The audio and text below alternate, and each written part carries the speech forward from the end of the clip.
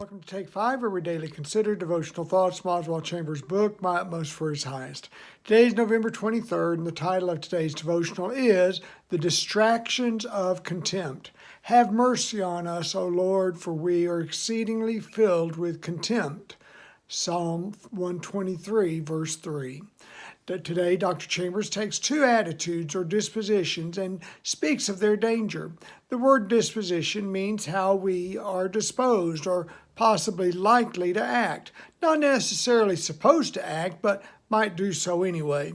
He begins, what we must beware of is not damage to our belief in God, but damage to our Christian disposition or state of mind.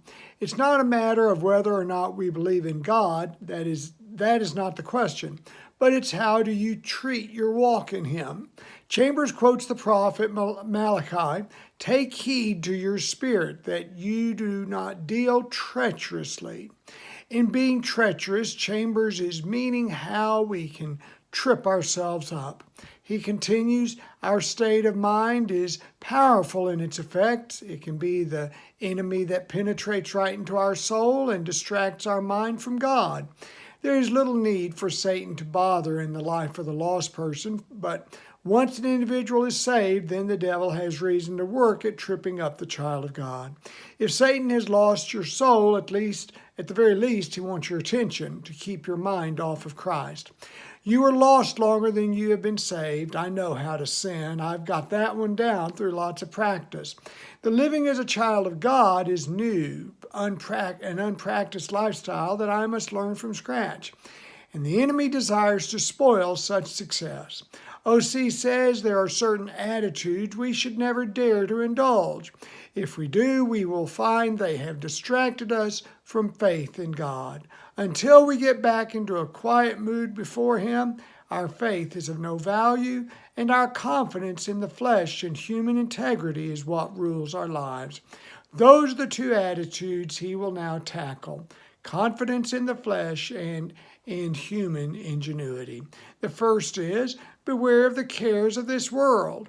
Chambers uses this verse from the parable of the sower and the seeds to bring up a very serious matter that trips up most Christians. Worry that is produced by a worldly lifestyle.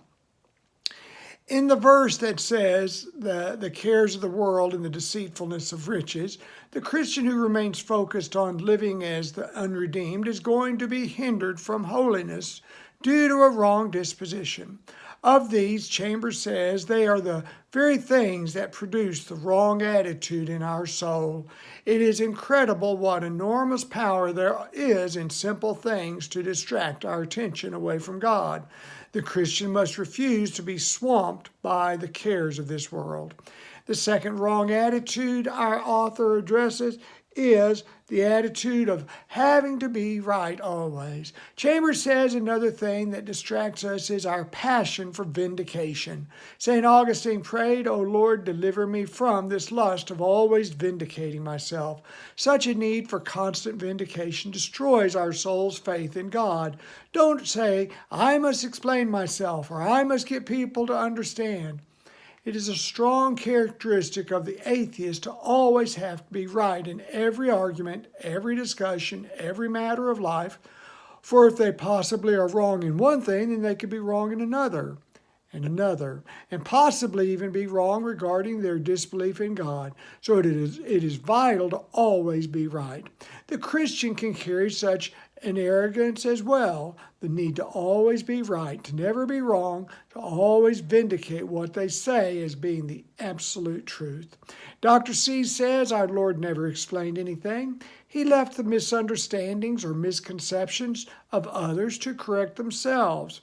In our walk with Christ, there is no need to rebuttal others in trying to argue them over to faith.